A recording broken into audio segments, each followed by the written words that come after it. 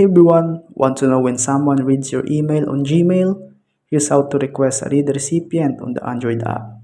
Start by opening the Gmail app and composing a new email or opening a draft.